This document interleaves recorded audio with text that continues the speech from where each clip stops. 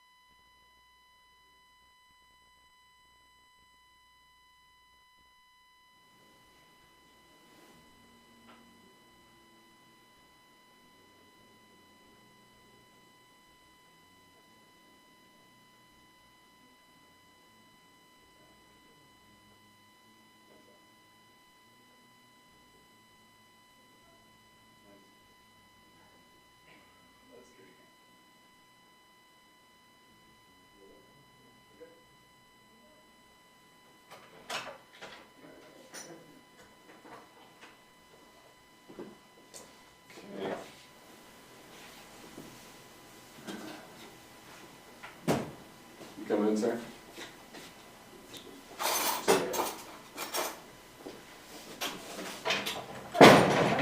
Yeah, we've got these little, what do you call it, bento boxes? Yeah. Containers at the co-op. Do you want to sit down?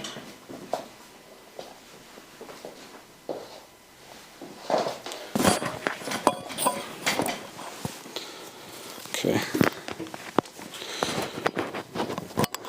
All right.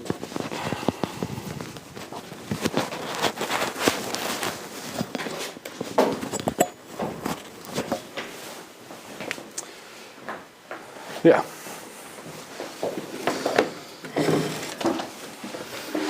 Wow. All right, Sarah. Good afternoon, David. Nice to see you here. Nice to see you. Thanks everybody for joining us for Out with Lunch. This is actually this is our pilot episode. This is our chance to see if we got a spot here on Orca. This show is being produced by Orca Media in Montpelier, Vermont, and we're really grateful for their production services. Just right off the top, no pets, no politics. That's kind of a key part of the show. So I guess we'll just get started with the agenda. We'll introduce ourselves. Sarah, do you want to introduce yourself? Yeah, I'd love to. Well, thank you first, David, for having me on this show. Mm-hmm. It's such a great idea. I'm Sarah Wentworth, and we know each other from all kinds of things, but just from being around Montpelier and also other media ventures. So anyway, such a great concept for a show because I feel like living in Montpelier, I'm always like really excited to know what's happening in our community and trying to stay connected. But this is just yet another way that we can be connected to one another. So real excited about this. And it's like a great opportunity to have some lunch with a friend. So. Yeah, absolutely. Yeah, we're both on our lunch breaks right now, although you're not working right now at all. No, actually, this is my day off. Yeah. That's your day off, and you came in anyways. Yeah. That's gracious of you. Actually, and I'll take this off because we're okay for now. We're on TV. Yep. Great. Thank you for that introduction, Sarah. I'm David Littlefield. We started talking about the show about a week ago and really just kind of brought it to life in the last 5 minutes here. So we're happy to have you here with us. I live in East Montpelier, technically, but I'm originally from Maine. And as you mentioned, we both worked at other public media organizations in the state in our previous lives, in our current lives as well. And I feel like you and I have both been interested in exploring what's possible in public media, and this is really the culmination, or maybe the start of that journey together, maybe a new chapter in that book. So, great. So this is a live call-in show. We got the number there up on screen if anyone wants to call in. We're doing questions and comments, suggestions. Big theme for today is winter holidays, gift giving. We are hoping to hear from anyone out there who identifies as a mother with suggestions of what might be good gifts this year for moms. Everyone needs to show a little bit more love to their mom, generally speaking. So that's definitely something we're looking forward to. And also we're live on YouTube, as you know. So if you want to write in a question or comment right there on YouTube, that's also a great way to reach us. And someone's definitely monitoring those. So next thing on the agenda is what's for lunch. So you want to talk about what you got for lunch there? Oh yeah, I'd love to. I'm just gonna. Hopefully, it's not too strong for everyone here in the studio, but there's a lot of onions happening. Oh here. wow. It's a grilled cheese. Oh my gosh. It's kind of your basic grilled cheese. Those like curly fries. What's on the side? Yeah, those are onion rings that I had we had previously made, but I reheated them in one of those like panini pans. Wow. Yeah. You've like fried it in a panini pan? Well, it's like a frying pan that has a lid that's the panini press, so there's room around the edge for whatever. But Nice. I put onion rings in there. That's cool. So well, what about you? Yeah, it smells great. I know you guys can't smell it at home or in the when you guys wherever you're taking your lunch break, but it smells great. We've just got leftovers. I got some leftover pasta with red sauce that we made last night. Funny story actually about the salad. We made these salads. We had salad last night and then preemptively made a salad for lunch today. But these bento boxes are kind of new to our family. We actually got these at Hunger Mountain Co-op, and I'm still getting used to them. And so I didn't realize I didn't have the bottom latched. So I just lifted it up, and the bottom part fell out, and it had this full, beautiful salad in there, all on the floor. No. And we did salvage some of it, but we don't clean as regularly as we would like, so we didn't want to eat too much of it off the floor. So we've got I think actually my wife got that one, unfortunately. Yeah, so kind of a bummer there. Also, I don't know if my wife's watching right now, but this is a minor criticism that I have of the bento box because it's metal. Yeah. I don't have any qualms about using a microwave, and I would like to heat up my food, especially if it's like a pasta with red sauce. Can't heat it up. Yeah. You're still transferring it to another dish to heat it up. Heat it up and it's like you just, kind of blew the whole concept. So, the whole thing. But maybe a gift idea for someone, maybe, I don't know, wooden bento box, I don't know, something you could microwave, glass bento boxes maybe. Yeah, that's a great idea. Well, something to look into. Yeah. And I know we were talking about if moms, any moms that call in have gift ideas that they'd like to share with us, like, we'd love to hear them. So there's the number up on screen. 802-828-7430. Yep. Okay, you good on lunch? Yeah. All right. Next up, no pets, no politics. We thought we'd just kind of jump into that because it's kind of it's a thrust, it's a main thrust of the show. So we just thought we'd kind of clear that up right off the bat. Yeah. I don't care for pets. I have 2 cats, Hammy and Gloomy. I'll have to bring in a photo next time maybe. Hammy and Gloomy, we've had them for, 10 years maybe. They were okay at first, and then we had kids. We have 2 young children. And ever since kids came into the house, it's just like the cats have just gotten so much lower on the totem pole of like importance. And just this morning, Hammy threw up twice while I was making her breakfast. Was it out of spite or was it a... I think it was. I think I hadn't gotten to her quick enough, so she's like, I'm going to toss. Yeah. Right now. I don't want to talk about it too much while we're eating, but Right. So that's just like those are just examples of why I don't really want pets in the house. I actually like livestock and animals outside that can kind of take care of themselves, but when you have animals inside that are 100% dependent on your care, when you like have human children, you're just like, I don't, just not as prioritized. I don't know. How do you feel about pets? Well, one question I had is this a position, like, there's so much to talk about in the world, like maybe we don't talk about pets on this show, or is it an actual just you don't want to talk about your pets in particular? So that was one question I had, but didn't know. Okay. Yeah. We are talking about my cats right now, so that kind of blows that right out of the water. I don't want to spend too much more time on it, but I respect that other people enjoy pets. I just don't really want pets. Do you want pets? I don't have any pets, but there is a squirrel that comes up on my porch, who actually I think will be featured at one point. You want me to just bring that up? Yeah, we might. We Why could. not? We can do whatever we want.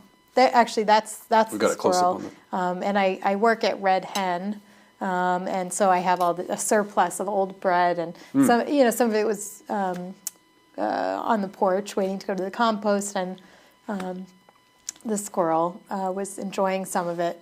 But he did make a mess, which was unfortunate, and I do have a photo of the mess. But he just kind of like ripped up the bag, and then there was some gourds in it, So kind of a naughty fellow, but that's It's almost fine. like pet adjacent. It's like wildlife, but it's like slightly domesticated. And we actually have a compost update later in the show, too. Yes, yeah, we do. Make sure we get to so. that. All right, I'm just going to back up again. Okay, I think that's good on pets. Yeah. How about politics? Yeah, so I think we're gonna we're veering away from any kind of, we're not gonna say our position on Right. any kind of political issue. Yeah, but we agreed on that before the show. Yeah, for a multitude of reasons, but we think we would like to share information periodically, but it's purely for data purposes. It's data driven, so it's just information, and you can do with it what you will. But it's just another interesting symptom of the world that we're all living in and inhabiting. So Absolutely. yeah. Yeah, well, and one of us works for like a news organization in their paid work and actually like can't talk about politics. Yeah, so it's very. So that's the end of rule. that. Yeah, All right, we got a front porch report. we sure do. Oh man, lots of interesting. This is actually one of stuff. our, I think, going to be one of our most popular segments. Yeah, our front porch report today. Mm-hmm. So this morning we have some very a lot of interesting stuff going on. Now what I like about Front Porch Forum, I don't know if I can Yeah, we say can say that, but yeah. yeah, we'll say it.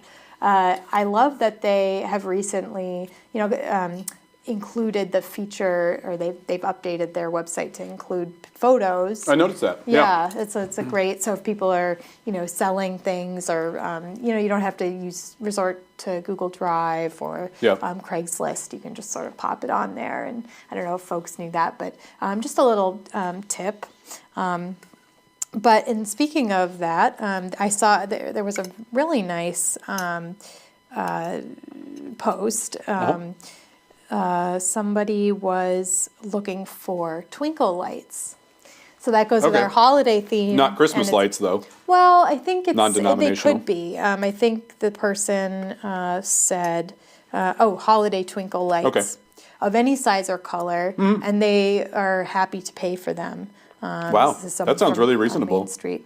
Yeah, so checking here before I buy new, which is also a fair. great thing for, or a great reason to use Front Porch Forum, because it's like we don't need to be participating in the consumer rat race. We can sort of reuse. Sometimes one person is like, well, I don't need this anymore. I don't want this. It's just sitting in my closet. Yeah. It can be someone's treasure. Yeah, So. I think that's great. It's like it's like a secondary like trading economy there on Front Porch Forum. Yeah. One thing I did want to highlight, I just remembered, because I think of all the holiday light strands that they break every other year, whatever. They don't work anymore. It's like it's not worth your trouble. But you don't want to throw them in the trash because they can get worked up in like the trash trucks and like their processing facilities and like really mess stuff up because it's like a wire getting tangled up in their machines.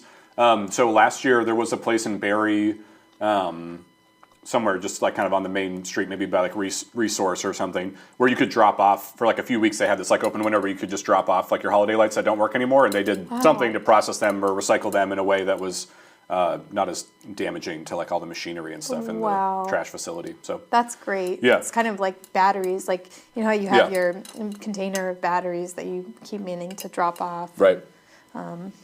Sort of like that. What a great community effort. Yeah. So thank goodness for that. Good to know. Thank you for sharing that. Yeah. So but there weren't any hits back on the twinkle lights, or was that just Not posted yet. today? This is just, this is fresh Oh, okay. from this morning. So we'll see how that evolves. But Yeah. Well, if anyone anyone out there has has- holiday lights that they're not using, sounds like you could reply to that on the Montpelier Front Porch Forum. absolutely. Just another reminder too, this is a call-in show.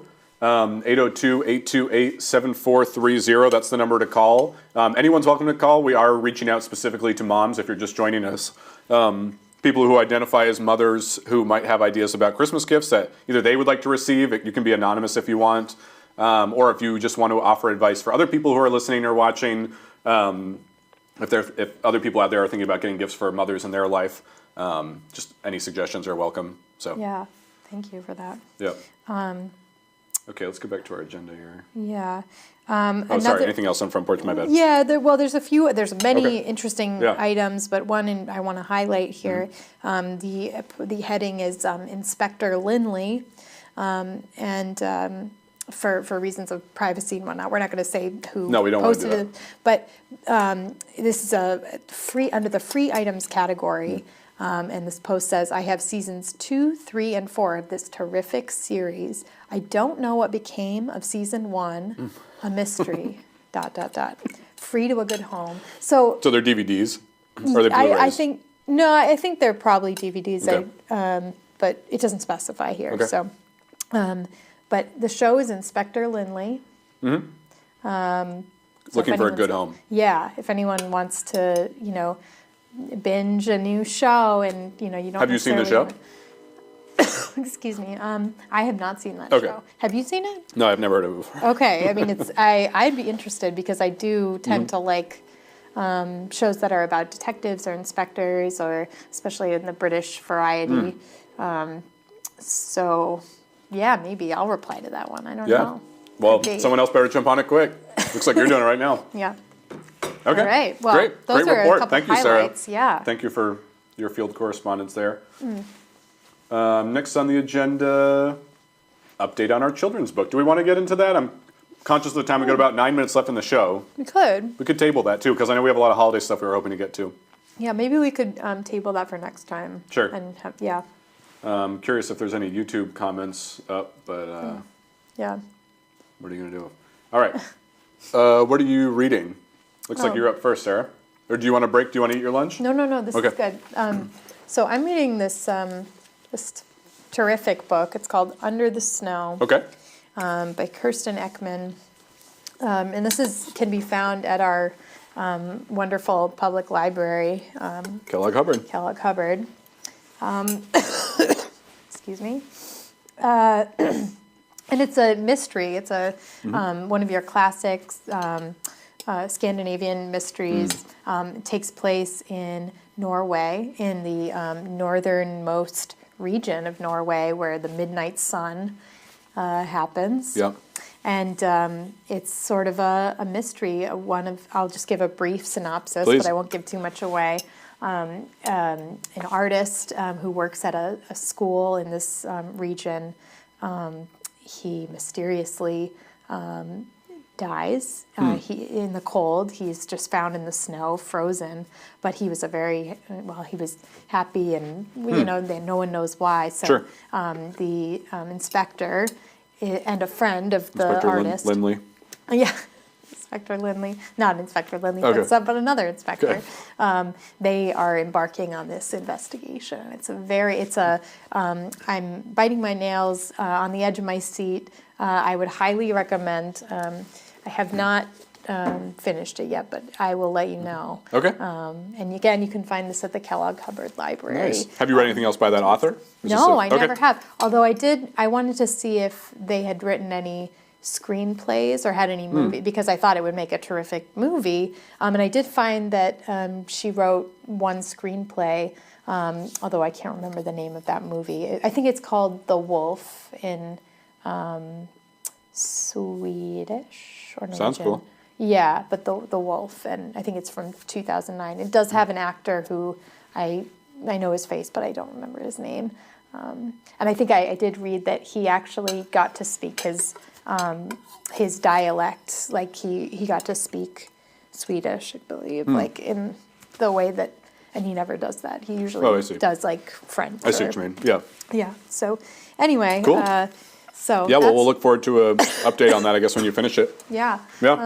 I would love to hear what you're reading. Yeah. Actually, full disclosure, Yeah. my wife took this book out from the library. This is $100 Holiday by Bill McKibben, Vermont's own, although I think he's from Massachusetts originally. But I think Vermont has adopted him. The prominent environmental activist, Bill McKibben. This is from 1998, so a little bit earlier in his book repertoire. This is The Case for a More Joyful Christmas. So it's a short book. I read it in 2 nights, very brief. he has this concept that I guess he spread around for a while about the $100 holiday, saying, just try to aim to spend less on holidays. It doesn't even. He's really gentle about it, which I really appreciate. He's not like, you got to stick to this $100 if you go over. It's not regimented like that. He's just kind of just trying to set a benchmark, and this is obviously 1998 as well. Just to set a benchmark to be more reasonable with the gifts that you're giving people. Yeah. And it's nice. It goes into like a little bit of history about Christmas and how we got to where we are now and how we celebrate the holiday, going back to like medieval serfs and how serfs would go wassailing to the like local lord, and basically it was like the one day of the year that they could like pound on the lord's door and like demand like food and drink and stuff from like their lord, and the lord just like had to do it like by their honor or whatever, like sometimes like money and stuff. So it was like this like drunken revelry kind of night where it was just like the power dynamics were like flipped with like the lord and the serfs. So that was like an early Christmas like tradition. And then as things started to move into like the Enlightenment and like industrialization, and people were moving into cities and there weren't lords and serfs anymore, there was still this like kind of drunken revelry tradition or attitude around Christmas time by like the lower classes. But now that people are packed into these dense cities, it was like not as enjoyable as like being out in the countryside, and like like basically the upper class people were nervous to have these drunken mobs roaming the streets and still kind of like going after like upper class people like for money or for handouts or whatever. So so there was kind of this concentrated effort from the upper classes to find some other way to shape Christmas tradition so it wouldn't be this crazy chaotic night. And that's kind of when Santa Claus gets brought in, and like the idea of like Christmas being at home and just like giving gifts to each other and just like keeping it smaller and like contained kind of came in. I don't know. It was just interesting. It was just cool. I just think of Christmas as it's just always been this way, but that's obviously not true. And you never hear that side of it. Yeah. So that's pretty interesting to think about. Yeah, how it manifested. Totally, and it's he brings in how like the major department stores, now that there's industrialization and people have disposable income. Macy's and all these big department stores start like realizing they can capitalize on this and like get people to like get more gifts, and just how we're kind of have gotten into this crazy place where it's all about running around. Any holiday movies are about running around and getting Christmas, and it's like frantic. Totally, that's like the story that we tell ourselves about what it is, and it just doesn't have to be that way. So he just really advocates for slowing down. Basically trading money, the time and the money that you would have spent on gifts, and just trying to trade that for time, like with your family and loved ones, and just the simplicity of making gifts as opposed to buying them, and that just. If you're trying to spend time with your family around the holidays, then like you just accomplished two things at once because you made a gift for someone and you spent time with your family, or whatever. It's not like radical, but it's just nice the way he frames it. And like I said, it's kind of gentle. Yeah. He's not like lambasting anyone and just saying like it takes time to transition. Like if you want to do this, like it's not just going to happen in like 1 year. It's going to like take a few years to get other family on board and all that sort of stuff. So I just thought it was nice. Good reminder. Yeah, maybe that's a nice thing to remember for the whole year, even. Yeah. Like, it seems like a symbolic of how we treat our everyday lives. It's always like we sort of transition into these different like seasons, or but it's like maybe we should just. Well, now I'm getting into my own views, but as long as it's not political. Yeah, I mean, interesting to think about just. Resting and sort of looking inward as opposed to always having to like rush around and do so many things. Like, let's just focus on. Well, that's what I'd like to do. Yeah, maybe that's a good segment goal making. For we could do that for the new year. Yeah, I think that's great. All right, we're gonna rush around a little bit here because we've got about 2 minutes to the end of our show, so we're only about halfway through our agenda. What's popping out to you here? What do you want? Should we do gift ideas? I don't know if we've gotten any callers from any moms. Or anyone. 802-828-7430. I'm feeling pretty certain my mom's watching. But that's okay. That's cool. All right. Do you want to jump into gift ideas? Or ornament? Should we do ornaments? No, we could do ornaments. Okay. Yeah. Let me bring that up here. Favorite ornaments. Oh, yeah. Sarah, this one's yours. Yeah, this one, we picked this up at the antique store that used to be right on Main Street. The 3 penny one. The one. The one that's now 3 penny. And it's just a little like popcorn, sort of like an old-fashioned popcorn machine. But I liked it because it kind of, I love watching movies. It's like one of my favorite things. So yeah, I just sort of liked it for that reason. And I'll just explain for the audience, in a previous life when we worked together, there was a popcorn machine, very similar to this. So it sort of has a double connection there. Yeah. Nice. Yeah. This is my favorite holiday ornament. I actually just picked this up this year. This was from Bailey Road downtown, and they have a great ornament selection down there. If anyone hasn't checked it out, just really nice, like big glass kind of ornaments. Some are super classic, some are a little off the beaten path, such as this tiger head. So I would definitely recommend checking out Bailey Road if you're looking for ornaments for yourself or as a gift for someone else. It's good to know. I'm cognizant we're at time here. It's 12:30, so Wow. I guess that's the end of our show today. Well, it's been a pleasure. Yeah, it was really nice. I made a credit slide, but I didn't put it in here. So credits real quick. Sarah and I developed the show. Zach Zorn was our director today. Jin An is the content manager, and Christopher Viersema was the programming or outreach coordinator and social media. And this was produced here at Orca Media in Montpelier, Vermont. No Pets, No Politics, out with lunch. Thank you so much for tuning in, and we will see you again maybe next week. Yeah. We'll just check our schedules and get back to you. Oh. Okay. Bye. Thanks very much. Thanks.